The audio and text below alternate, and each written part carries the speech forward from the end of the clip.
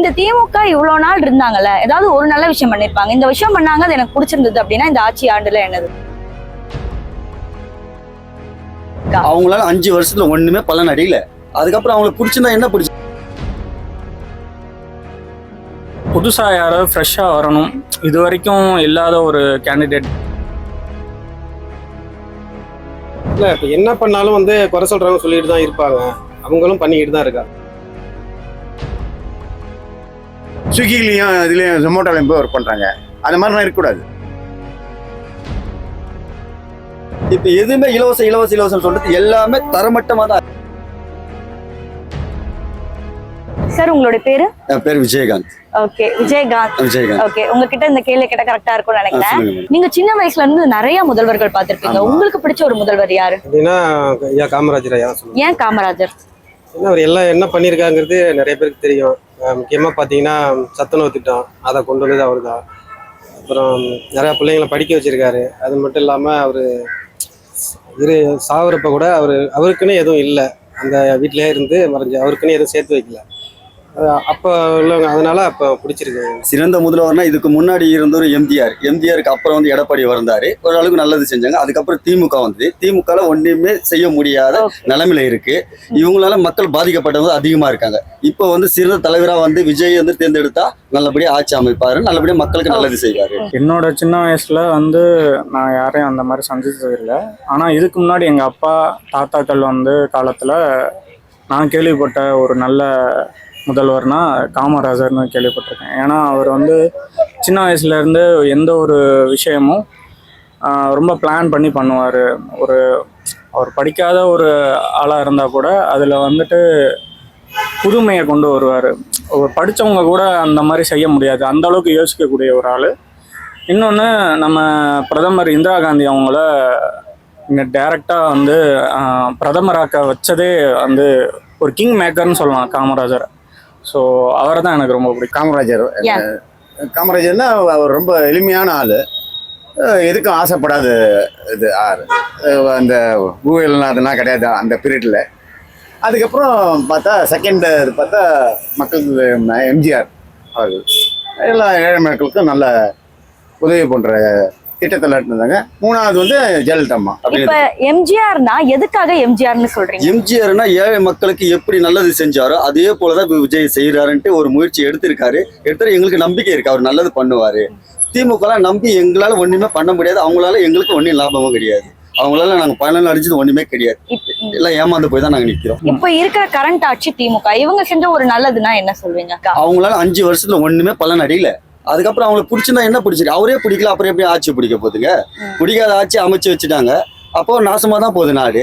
இப்ப இருக்கிறாச்சு ஆள்றமே, அவருக்காக ஒரு வாய்ப்பை கொடுப்போமே, விஜய் நல்லபடியா பண்ணுவாருன்ட்டு ஒரு நம்பிக்கை. மக்களை எதிர்பார்க்கறது விஜய் டிவிக்கே தான் வரும். நிறைய திட்டத்தில் வந்திருக்காங்க, அது மக்களுக்கு போய் கரெக்டா போய் சேரல. அது கரெக்டா போய் சேரல.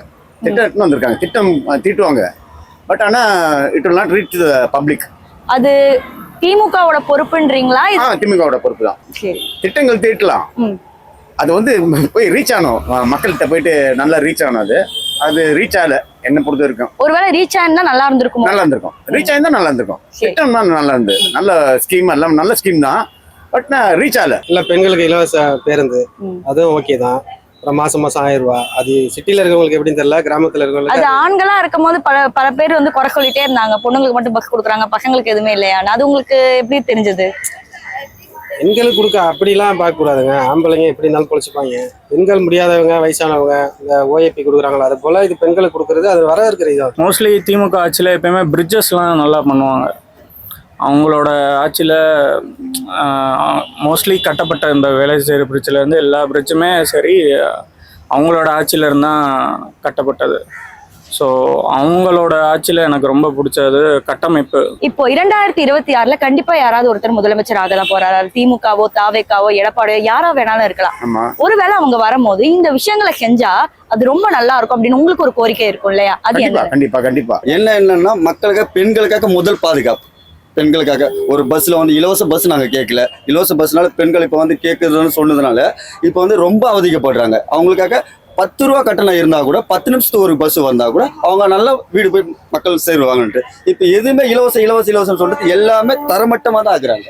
அதனால ஒரு பலன் கிடையாது மேடம். அதனால இலவசம் என்பதே வேண்டாம் அப்படின்னு. இலவசம் என்பது வேண்டாம். நீ 10 ரூபா கட்டணம் கொடுத்தா கூட 10 நிமிஷத்துக்கு ஒரு பஸ் வரட்டும், அது நல்லதுதான். இப்போ ட்ரெயின் வந்து என்ன 5:35 ட்ரெயின் வருது, அந்த மாதிரி பஸ்ஸுக்கு டைமுக்கு பஸ் வந்துன்னா எந்த ப்ராப்ளம் கிடையாது. 1 மணி நேரத்துக்கு ஒரு பஸ், அது உங்களுக்கு இலவச பஸ் நாங்கள் கேட்டோமா? கேட்கலையே. நீங்க நாட்டுக்கே வேணான்ற நாங்க. எங்களுக்கு தெரிஞ்சது எங்களோட குடும்ப ஓட்டு வந்து 18 ஓட்டு இருக்கு. 18 ஓட்டுமே விஜய்க்கு தான் போடுவோம். இல்லை இப்போ என்ன பண்ணாலும் வந்து குறை சொல்கிறவங்க சொல்லிட்டு தான் இருப்பாங்க, அவங்களும் பண்ணிக்கிட்டு தான் இருக்காங்க. அது எதுவும் பண்ண முடியாது. குறை சொல்கிறவங்க சொல்லுவாங்க, அவங்க பண்ணுறாங்க, நல்லாவே பண்ணுறாங்க. யாரு வந்தாலும் ஏதோ ஒண்ணு பண்ணிட்டு தானே பண்ணிக்கிட்டு தான் இருக்காங்க. ஏன்னா அவங்க மைண்டுக்கு வரதை அவங்க பண்ணுறாங்க.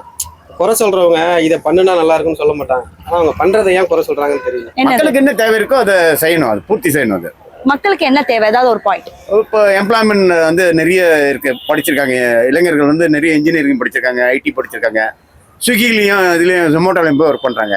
அந்த மாதிரிலாம் இருக்கக்கூடாது. அவங்களுக்கு திறமைக்கு ஏற்ற மாதிரி வேலையை கொடுக்கணும். அதாவது வேலையின்மையை குறைக்கணும். ஆமாம், தட் இஸ் மோர் இம்பார்ட்டன்ட். இப்ப இதெல்லாம் ஒரு பக்கம் இருந்தாலும் நீங்க பெண்களுக்காக சொன்னீங்களே, ஆண்களுக்காக இதை செஞ்சா நல்லா இருக்கும்னா ஏதாவது ஒரு பாயிண்ட். ஆண்களுக்காக ஏதாவது செஞ்சுன்னா பெண்களுக்கு முக்கியத்துவம் ஆண்கள் தான் கொடுக்கணும். அப்ப ஆண்கள் கொடுக்கும் போதால பெண்கள் நம்மளுக்கு கொடுப்பாங்க.